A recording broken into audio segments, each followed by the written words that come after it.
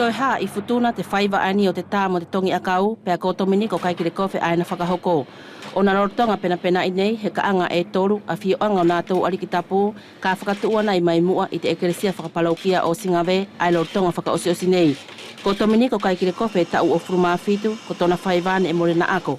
Ne kamata I tana tā akau I te tau awhi hivangea o barunga furuma walu, pea ne more na ako, he ne kamata mai Dominiko I te poto te whaipaki o na kamata I Karetonia.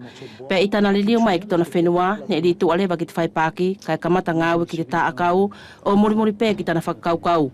O uraki pāki e Dominiko, he kaanga ani e toru, a whio anga nātou arikitapu, he ne kore e pātere vitariana o la ainga, pule palaukia o Singawe.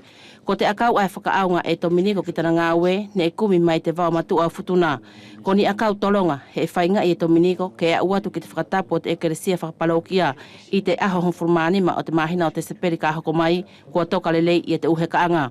Ko te pena o te uhe kaanga, e murimuri ki te uwhai pāki ai ne uraki whai e Dominiko, he kua kau Dominiko ki a nātou whaiva I te tongi akau o uwene mō futuna.